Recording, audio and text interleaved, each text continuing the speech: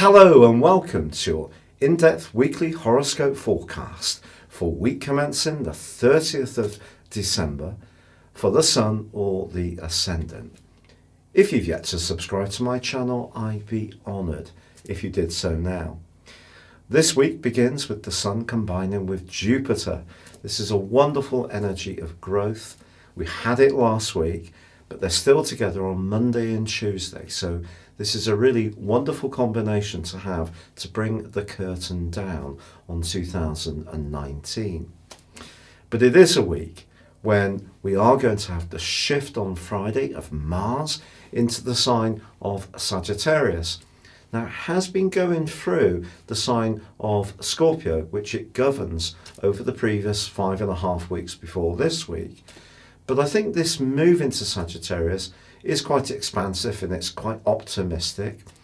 But the energy that's building up is very much focused on the sign of Capricorn, with the stellium that's developing in that sign. And of course, Saturn and Pluto are getting ever closer together, ready for the exact conjunction which begins on the 6th of January, but peaks in its absolute entirety on the 12th in that alliance that we've all been speaking and thinking about on the 12th of January. But this week, Venus and the Sun are actually forging, Venus in the sociable sign of Aquarius, are actually forging a semi-sextile to Neptune. So our ability to tune into others is actually going to be really crucial, particularly as when this new year begins, the moon is going to be alongside Neptune in the sign of Pisces. So that's a very perceptive rendering influence. It's asking us not to ignore how we feel, how we might get an instinct about something. So that's an energy that can really guide us throughout 2020 if we think of this as being our solar return overview forecast.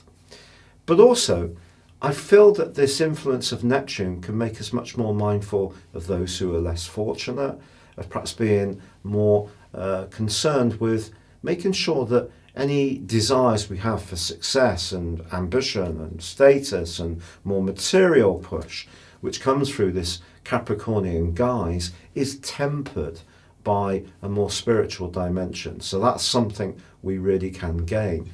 But also at the turn of the year, Jupiter and Mercury are in a glorious combination, and they are angling across to Uranus. So thinking outside the box is going to be especially important. But the interesting thing with Uranus in the sign of Taurus, as it has been since last March, and of course there was that 5-month sojourn in 2018 from mid-May to mid-October. The thing about Uranus in Taurus, it's about asking us to break down the things that we actually like to keep fairly static, that we like to have routine around, that we could be a bit more rigid around. So what we're being asked to do is shake up our ideas, be more open-minded, be more enterprising, but at the same time trying to find solutions which are quite tangible. That's coming through the earth influence of both Taurus and Capricorn. So it's a very interesting week. We also have a quarter moon, which is in the sign of Aries on Friday, and that's angling to the Sun in Capricorn.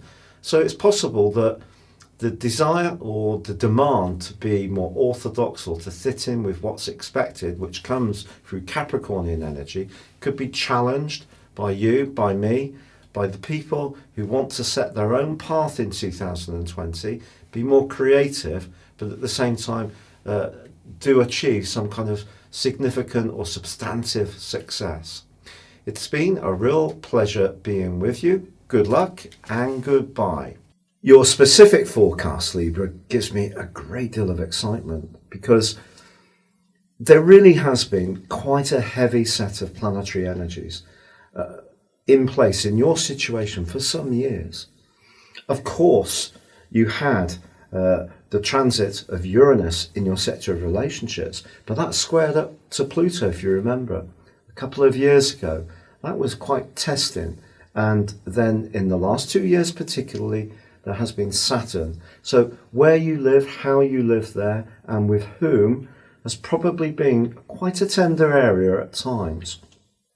You've probably learnt a great deal about who you could trust and how you might need to rely more on yourself and less on the approval of others.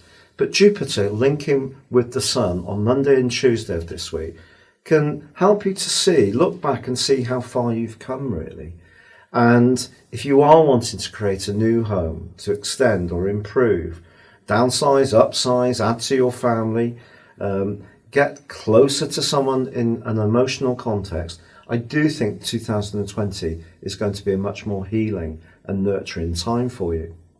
Now, of course, Neptune was such a big influence for you in 2019, and not always in the best of ways.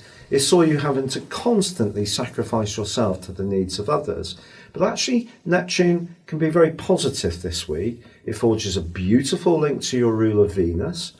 It also links with the moon as we make our way into 220, which suggests that you can be very perceptive, especially if you are talking to people about welfare, health, diet. And don't ignore some of the hunches that come up. And also, late in the week, it's the Sun's turn to be linking beautifully to Neptune. So if you are remodeling your home, you can do so in a very gentle and gracious way and create a lovely energy that's very uplifting, very healing. Mars is also going to be moving on Friday. This is going to give you more passion, more desire to express your ideas. Also, with Venus in Aquarius, this can be a much more sociable week than you might anticipate. And if you're single, there may be someone who's introduced you through your family who can really capture your imagination. But if someone close to you seems out of sort and a bit moody, try not to let their particular state and mode and mood impact on your enjoyment. It's been a real pleasure being with you. If you'd like to go beyond your zodiac sign and discover what 2020 will hold for you based on your personal birth data of time, date and place of birth, please see the link beneath this video. You can get the rest of this year free and 30% off. But for now, good luck and goodbye.